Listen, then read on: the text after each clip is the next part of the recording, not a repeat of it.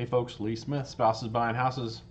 We're going to do deal day, deal day. We're going to see if we got a deal or if it's a steal. Let's run some numbers and see if this property that I found is worth our time or not.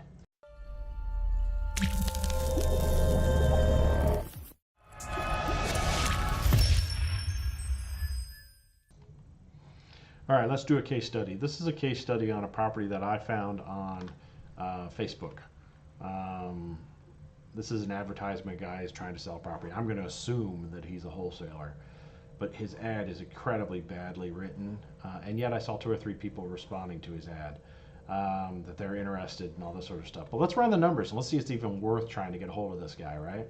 So he's got a duplex on South Meridian. I know the Indy market, and this is probably extremely high, but let's just run with it and say, oh, it's a great deal. So you've got a duplex on South Meridian. Each side is 3 bedroom, 1.5 bath, right? Currently rented for Section 8 tenants. Okay, it is what it is. The rent estimate is $800. Now I'm going to assume he's saying it's $800 a side. We're just going to make an assumption here, right?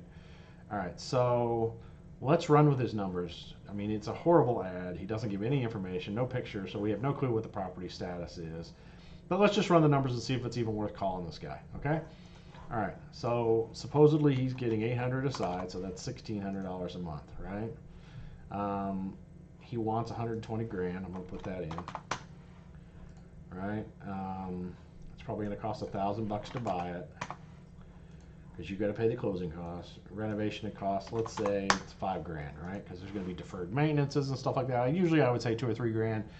Let's say 5 grand because it's 2 units, right? All right, so vacancies and credit losses. Okay, so in Indiana, in Indy, period, Indianapolis, normally 1 month a year of vacancy would be 8%. But this is a multifam, and multifams take longer to find tenants. It's not for lack of applicants, it's for lack of good applicants. So you get a lot more applications to find a good tenant. So, all right, so we're going to say, let's just say it's 12%. So that's basically a month and a half a year your property is going to be vacant. That's both sides. A month and a half a year total is going to be vacant. All right. Now let's look at average repair costs. I'm going to say 10%. At least for the first year, you're going to probably have average repairs of about 10% as you try and make the property bulletproof. You're trying to see what's going on or whatever. So first year it's going to be definitely 10%. Then I would probably actually figure for probably the first couple of years until you get it bulletproof, and then you could change your numbers based off of that. But we're going to go for worst case scenarios on some of this stuff because we want to make sure we're covered. Counting illegal, I always put that at 3%. Property management is going to cost you 10%. I mean, these are just kind of normal numbers. Okay, property taxes. So let's just say that the property is actually worth $120,000. We don't have a clue what the address is on this property. He doesn't give us any of the good information. He just gives us crap and then tells us to go deal with it. So, all right, so it's 10% property management. So it puts the property taxes on this property. Let's say it is worth $120,000. So it's probably $2,400 a year in taxes because 2% on multifams under 4 units. Or under 5 units is most of the time they're just 2% of assessed value. So it's $120,000. Assessed value would put that at a $2,400 tax rate, right, per year. Property insurance is probably $600. Okay, pretty commonly multifams in Indy, the owner pays for sewer and water. Now, if you pay for other stuff, you'd have to do your due diligence. You have to find out what's being covered, what's not being covered. But pretty typically, you're going to pay sewer and water. All right, so that's $120 a month, about $60 a unit is what I would figure. So if you're paying the sewer and water for both units, and you're probably going to pay $60 a unit, so $120 total, right? Okay, so the rest of the stuff, I'm going to say that the tenants are going to pay. Lawn care, we mow probably 8 months out of the year, and probably for 5 months of that, we're mowing once a week. So $30 a mow. So you can figure that out. Now you can, on a duplex, it probably is pretty easy to push off the lawn mowing onto a tenant, but you might have to take care of it. All right, so let's keep going here. All right, so we've got our assumptions here. We've already gone through that. That's about 35%. We put in the taxes on it. We put in the property insurance on it, $600 for the year. We put in our water and sewer, okay? So that means that out of every month that the property, both sides are rented, $1,600, we get $930 in operating expenses. So we are netting $670. See that there? Now that doesn't include if you get a loan on this property. That's just what you're going to net, right? All right, so let's say that you did get a loan. Well, let's say you got a 75% loan, and let's say it was 20 years at 5%, right? So your cash flow, here's your loan payment, $623.66, right? That makes your cash flow $46 a month. Let's let that sink in for a second. 46 bucks a month. What happens if the furnace goes out and I got to put a new one in? You're talking 1,300 bucks for one side.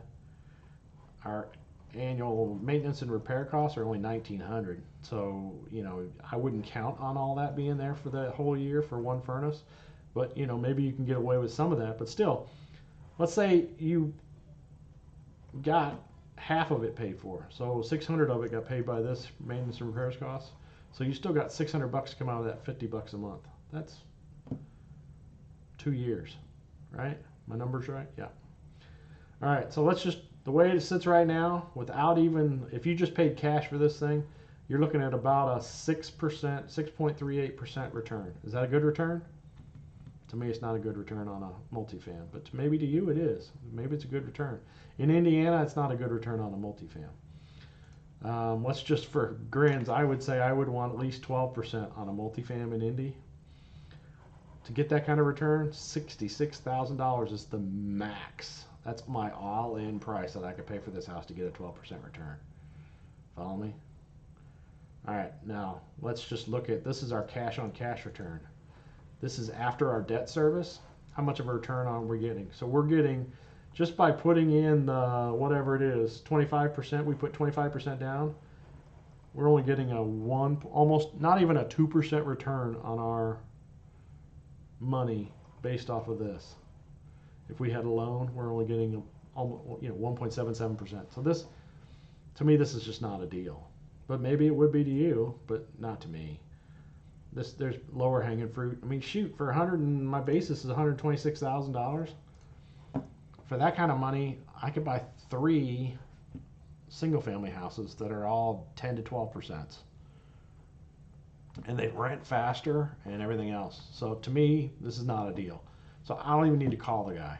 I mean, even if I took this down, let's say it was $1,200, right? What does that do for us? It still only puts us at a 7% return, right? And now our cash on cash comes back a little bit better at 5.57, but still that's not a good return on your money, right? You follow me? So, I mean, things can change, but it's just, I don't think it's a good deal. It's not even worth pursuing at this point. All right, so that's how I calculate them here. Well, in Indy, that's how I calculate them. I don't know your guys' markets. I don't know what kind of returns you're getting in your markets, but in Indy, that's where I would put it at. Anyways, hey, if you like the video, click to subscribe, click the bell to get notified immediately when I post new videos. I'm going to try and do 1 or 2 a week where I'm just doing case studies, doing deal analysis. And then, if you got something else you want to see, let me know in the comments. Thank you.